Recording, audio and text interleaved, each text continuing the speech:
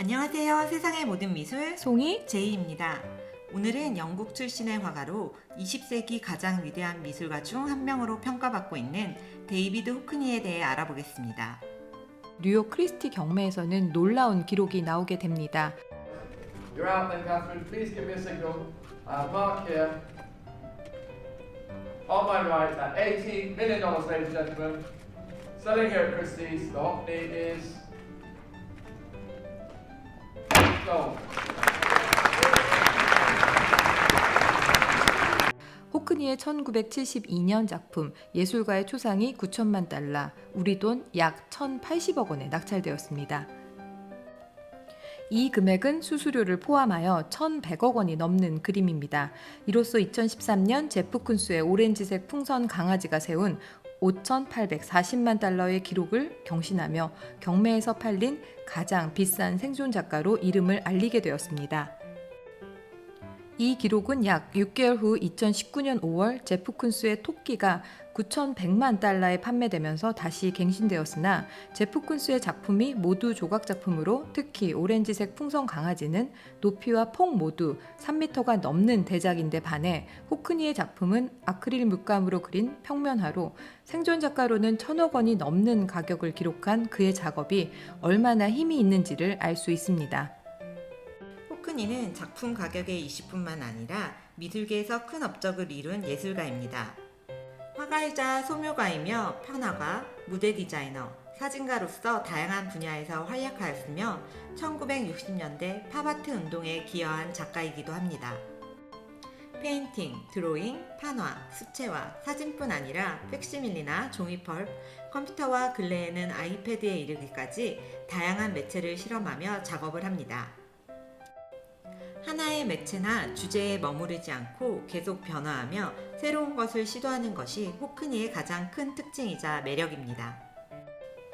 1937년 영국에서 출생한 호크니는 영국 왕립예술학교에서 미술을 공부하였습니다.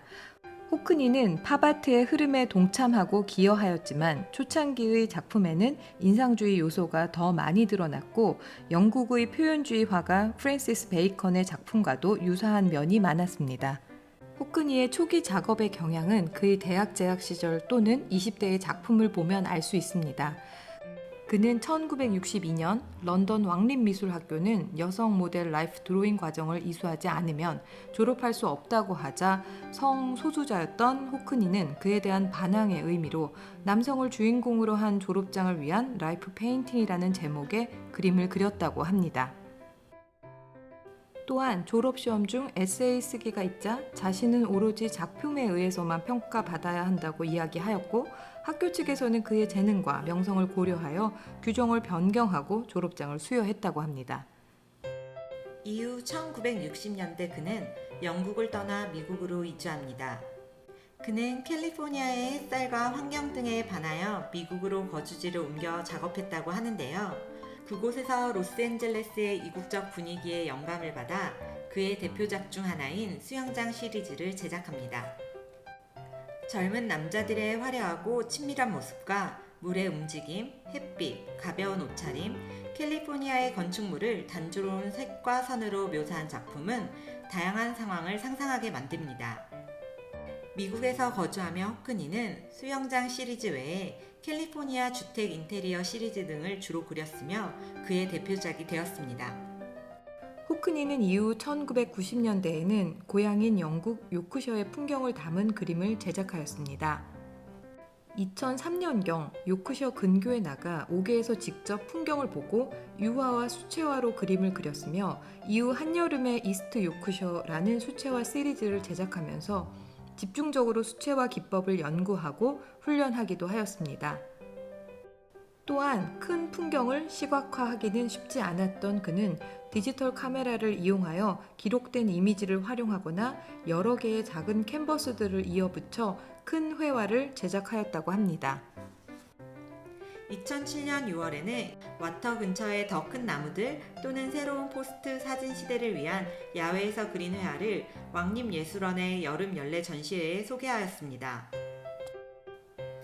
당시 가장 큰 방에 걸린 이 작품은 호크니가 2006년 겨울에 5주간 야외로 나가 50개의 캔버스 위에 유화로 그린 작은 조각 페인팅을 이어 붙인 대작으로 호크니가 나고 자란 요크셔의 잠목림을 기념비적인 스케일로 바라보고 있는 작품입니다.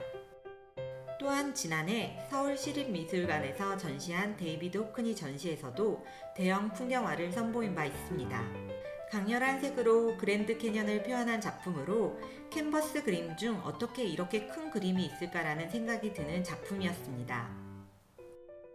풍경화 외에도 많은 인물화를 작업했는데요. 호크니는 어떤 새로운 작업을 하든 결국 늘 인물화 작업으로 돌아오는 경향이 있습니다. 1968년부터 이후 몇 년 동안 호크니는 친구, 연인, 친척들을 모델로 해서 인물의 특징을 사실주의적으로 그린 등신대 초상화 작업을 하였으며 단순한 배경이나 실내 풍경 속 주변인을 담은 2인 초상화를 그렸습니다. 호크니는 동일한 인물들을 반복해 그렸는데 그의 가족과 고용인들도 그렸고 주변인들을 반복해서 그렸습니다. 호크니는 늘 새로운 것을 연구하고 추구하였습니다. 그는 새로운 기계에 대한 호기심도 왕성하여 새로운 기계가 나올 때마다 그것을 활용한 작품을 제작하였습니다. 사진을 활용하여 인물 콜라주 작업을 하거나 최근에는 최신 디지털 기술을 이용하여 아이패드를 활용한 풍경화를 제작하고 있습니다. 또한 그는 피카소에 대한 오마주나 명화에 대한 탐구 등 다양한 매체와 다양한 주제의 작업을 보여주고 있습니다. 호크니는 젊은 시절부터 재능을 인정받아 높은 작품 가격을 유지하였습니다. 가격은 꾸준히 상승했습니다. 몇몇 작품을 예를 들어보면 먼저 1988년도작 고갱의 의자는 1998년 크리스티 경매에서 약 38만 달러에 낙찰되었으나 2017년 약 380만 달러에 낙찰되어 20년 동안 10배 가까이 상승하였습니다. 또한 수영장 시리즈로 더 스플래시 역시 2006년도에는 약 530만 달러에 거래되었으나 2020년 2월 약 2,900만 불의 소더비 경매에서 낙찰되어 약 4배가 상승한 작품입니다. 화병에 해바라기가 가득 있는 1996년도 작품인 30개 해바라기 또한 2011년 필립스 경매에서 약 250만 불에 낙찰되었으나 올 7월 홍콩 소더비 경매에서 약 1,400만 불에 거래되어 약 6배가 상승한 그림입니다. 우리나라 돈으로는 약 130억 원이나 상승한 그림입니다. 호크니의 그림을 보면 캘리포니아 시절 그린 수영장 시리즈나 인테리어 시리즈, 그리고 요크셔의 풍경을 호크니만의 단조롭지만 강렬한 색상으로 표현한 작품들이 상승률이 높음을 확인할 수 있습니다. 참고하시기 바랍니다.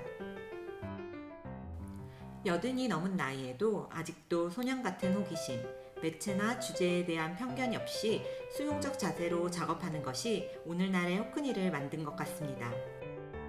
데이비드 호크니의 다음 작품도 기대해 봅니다. 오늘은 여기까지입니다. 내용이 마음에 드셨다면 좋아요, 구독 꼭 눌러주세요.